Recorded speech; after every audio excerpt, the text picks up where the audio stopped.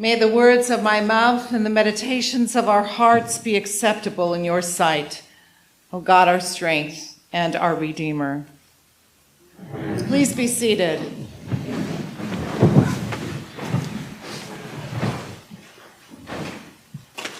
It is a real pleasure, real in the sense of real, pleasure to be with you this morning, so very close to my home here in Corral de Tierra. You are my most convenient parish. This parish has been generous in lending spaces to other parishes and diocesan committees for meetings and retreats, and I want to thank you for being helpful and hospitable to all of us in our diocese. It is a beautiful day for confirmations and receptions, isn't it? Traditionally and theologically, this would not have been a season in which confirmations were held. No, our people here today would have been in the midst of a lengthy, over 2 years' time of study and preparation for confirmation. Confirmations that would not have been held in the time of Lent. But the season of Lent, I believe, lends itself to the kind of introspection and reflection that is appropriate to those who approach confirmation. So I could argue that this is exactly the right time for confirmations. And I'm the bishop, so I get to do that. Our readings certainly give us some things to think about in the light of this occasion. And after hearing Deacon Cynthia read the gospel, I wish I had chosen that as my text. I only have so long to preach, though, and there's so many things to talk about. So I'm going to focus today on the letter to the Philippians, which may seem an unusual choice. Paul, the writer of this letter, the apostle, the missionary, writes to the people in this place and gives them encouragement, something that comes from the place of his own experience. I love the way that you guys are flipping back to look at the letter to the Philippians. That's wonderful. Please take a look and follow along as we talk about this. Paul writes a summary of his past and then says that he strains for what lies ahead. Well, who are these people that Paul is writing to? And where do they live? Philippi, it turns out, was a prize city located on an island along the Aegean Sea. There was a large Greek theater there, and the city had vantage points with the most amazing scenery.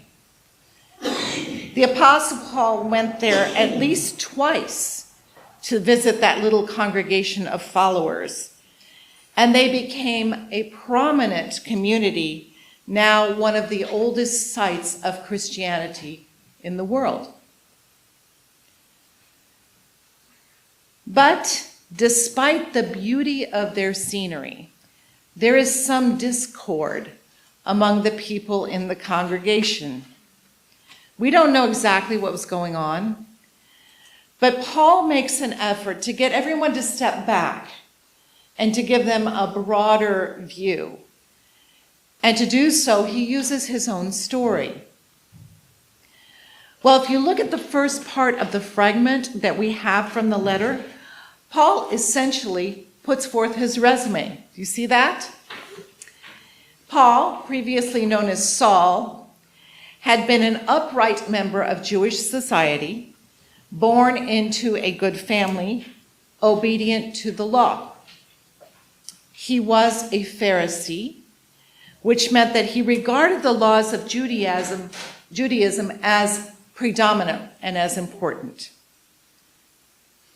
Additionally, and this is not in your reading, as a Pharisee, he would have been constantly looking at the law of the Torah and reevaluating it in light of changing world circumstances. In other words, times were changing, Society was evolving, and sometimes they had to figure out what the ancient laws from the Torah would have to say in light of new circumstances that presented themselves. So let me give you an example from today's world. We have cell phones.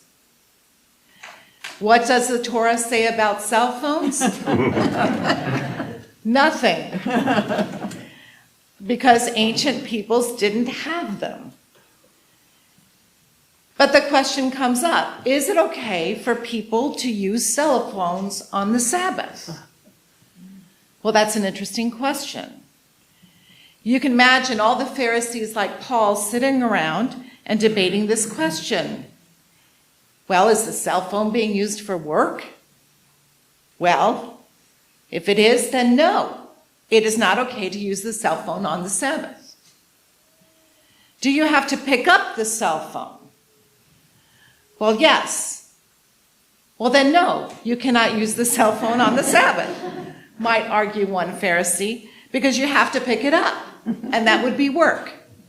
And so you see how the arguments would go.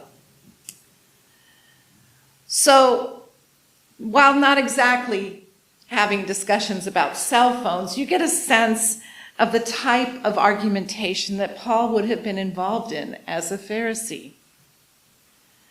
We also know that Paul was a persecutor of the followers of Jesus, probably because they presented a danger to the laws. And we know that Paul heard a voice from God, fell off his horse on the road to Damascus, and gave up everything that he described in his resume for the sake of becoming a follower of the risen Lord. No longer a Pharisee, no longer a Jew of Jerusalem, no longer settled down in society with any sort of status. Instead, Paul becomes a tent maker, a wanderer, who takes 4 major trips into the then known world to spread the good news of the way of love. He does this, though, conscious of his own past. He always remembers who he had been, as exemplified in the fragment from today. He does not dwell on the past, but he remembers it. It is funny, isn't it, though, then, that Paul says that he forgets what lies behind and strains forward to what lies ahead. It's right there in the reading. The Greek word about forgetting actually means he no longer cares for it. And this passage is evidence that, in fact, Paul doesn't forget his past, he no longer cares for it. So he uses the lessons of his past to shape his future as he answers God's ongoing call. I always think it looks something like this. Another example from modern times. If I were Paul, I'm in my car driving down Highway 68. Periodically, I look in my rearview mirror as I drive along, because as I'm going along, there may be somebody coming up really quickly from behind. No one here, right? And I may need to pull off or pick up my speed, reset my cruise control. If you were to drive along always looking in your rearview mirror, fixed on your rearview mirror, you'd probably get in a wreck, right? If you were to drive along without ever looking in the rearview mirror, you'd probably cause a problem along the way and also possibly get in a wreck.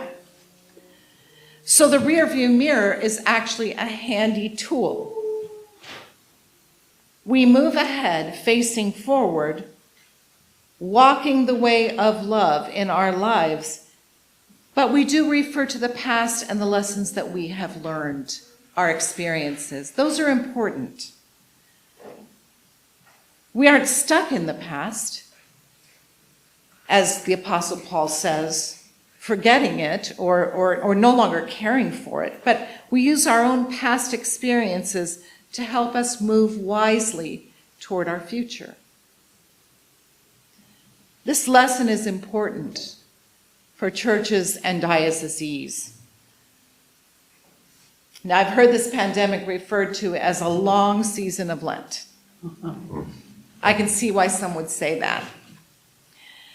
COVID, however, was something that happened to us, whereas Lent is a spiritual journey that we choose. It makes a difference. There are lessons learned from COVID, though, that we need to pay attention to. We've learned lessons about ourselves as individuals, about our society, and about our church, and these are part of our ongoing reflections. We have learned to be nimble, and we've learned to pivot like that. You remember that night when we learned we were closing down and suddenly everybody had to shift? It was pretty amazing. We did it. We could do that. We've learned to be hybrid, and we Zoom. We have learned a new vocabulary, such as boosted, muted, and zoomed out. And in doing so, we are continuing to discover what is essential for being church, what can be altered, what needs to be let go of. These lessons help to guide us forward in new and good ways. But we need to check in the rearview mirror once in a while for the foundations of our tradition. We cannot, at the same time, though, we cannot become stuck in nostalgia, and neither should we be careless about just going forward. Today we gather to confirm and to reaffirm youth and adults among us. They step forward in faith right in front of you, with all of you as their witnesses and their support. They step forward to learn, to keep learning, to lead, to become part of the movement of the church as it goes toward what it is becoming. Their presence attests to the power of God's undying love throughout all generations. And they are already, all of these people, who the church wants them to be, who God calls them to be, people of courage, hope, and commitment. Blessed are they. And blessed are we all. So let us move, as the Apostle Paul tells us, straining forward to what lies ahead. But don't forget once in a while to check the rearview mirror. Amen. Amen.